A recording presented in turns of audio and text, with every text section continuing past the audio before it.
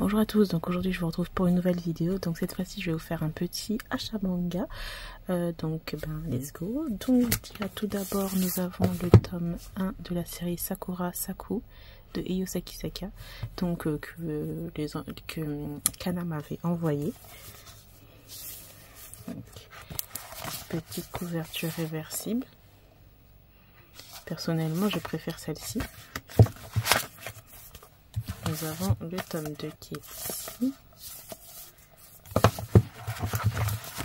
Donc pour les dessins, c'est du Eio Sakisaka, donc c'est très très joli. Surtout les yeux.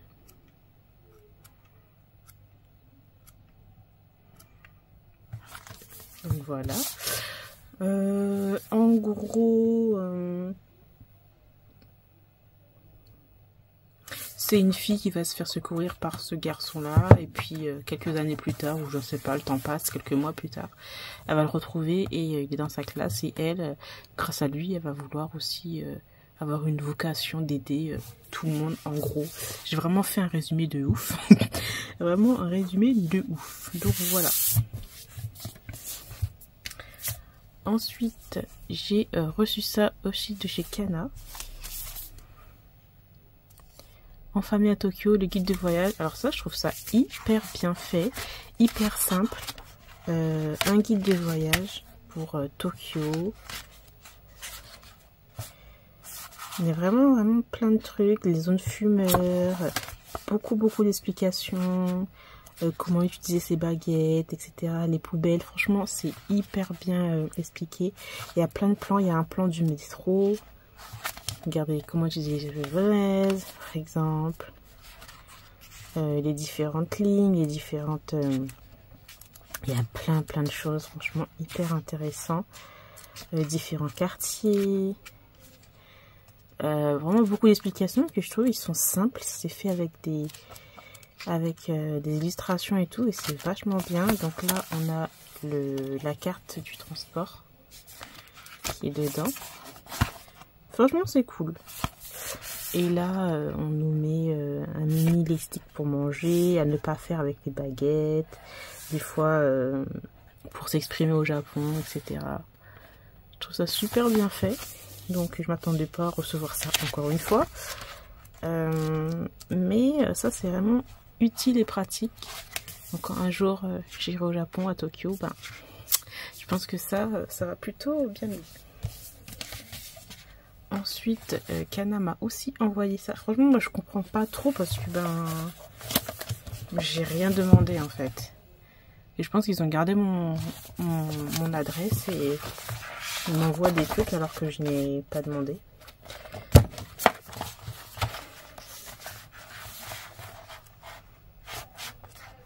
Donc ça avait l'air vraiment pas mal.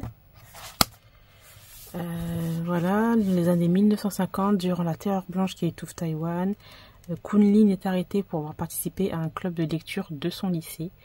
Un beau matin, il est emmené par bateau à l'île verte avec un millier d'autres prisonniers politiques pour y être rééduqué. Torture, menaces, travaux manuels, instructions sévères, la terreur blanche le prive de 10 ans de jeunesse. Et voilà. Le fils de Taïwan est un manhwa biographique. Vraiment, ça a l'air vraiment intéressant.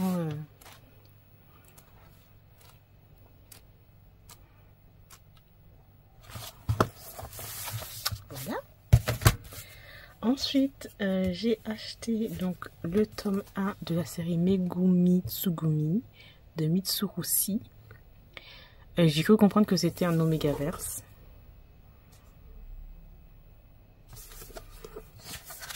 Donc par contre, j'ai acheté ça 9,35 €. Mais mon Dieu, il va falloir faire très attention quand j'achète des mangas de chez Teifu.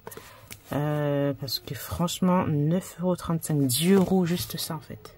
Mon Dieu. Vraiment. Donc là, vu que j'aime beaucoup les Omegaverse, je me suis dit voilà, je vais craquer. Mais franchement, pas pour toute leur série. Ensuite, on a le tome 2 de Megumi et Tsugumi. J'ai vraiment hâte de voir ce que ça va donner, ce petit cette petite série. Il y a le tome 3 aussi qui est sorti. Ensuite, je me suis acheté enfin le Therapy Game de Meguru Inorara. Ça, je me suis j'ai enfin craqué. J'avais lu la série Thérapie. Oh, je sais plus c'est quoi. Un autre truc. Et là, j'ai hâte de voir ce que ça va donner. Les dessins sont très jolis en tout cas.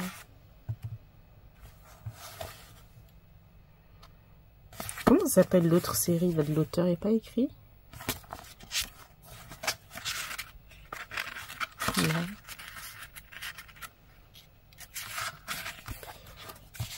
Je sais plus, c'est Secret XXX, je crois, un truc comme ça. Bref, j'ai hâte de découvrir ce premier tome parce que je vois en tout cas beaucoup de personnes ont lu ce manga et ont adoré, donc j'espère que je ne serai pas j'espère que je vais aimer aussi, vraiment.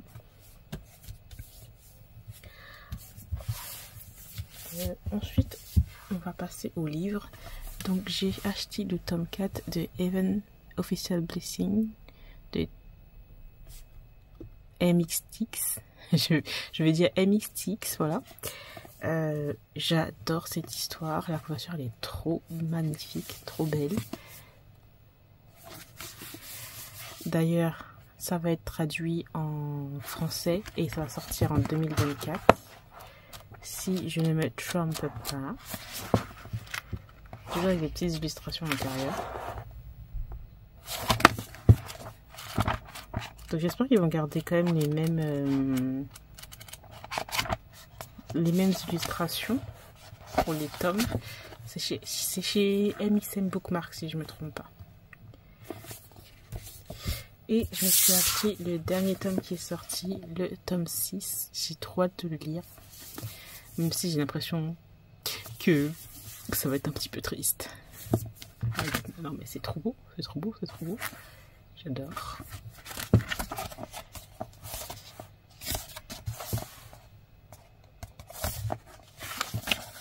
Non, vraiment, j'ai beaucoup trop regardé le fil rouge là. Ah non, j'aime trop. Bref. Alors ensuite, je me suis acheté donc ce petit roman que je voulais trop. Donc c'est Ces plaisirs violents de Chloé Gong chez l'édition des Saxus dans leur collection Sabran. Sabran, je sais pas comment ça dit, Sabran, bref. Voilà, voilà. Je vais l'ouvrir avec vous. Depuis que ça a été annoncé, j'avais trop hâte de me l'acheter. Alors, il faut s'avouer que bon, maintenant, en français, en France, nous avons maintenant de magnifiques éditions et tout. Mais j'ai pas trop le temps de les lire. Donc bon, hein. Voilà. C'était l'édition, je crois, collector ou je sais pas quoi. Donc je me suis dit, je le prends tout de suite puisque chez des Saxus, ils ont une fâcheuse manie à faire les trucs un peu en limité. Et puis après, les gens revendent ça à des prix d'or. Et donc voilà, ça c'est vraiment trop beau. J'adore. Ils ont compris maintenant qu'il faut faire des trucs comme ça pour vendre les livres. Hein. C'est pas trop tout. Et donc... à l'intérieur, oh my god, c'est trop joli, je pensais pas que c'était comme ça. Donc là, vous pouvez voir Roméo et Juliette dans la Chine tourmentée des années 1920. J'ai trop hâte de le lire.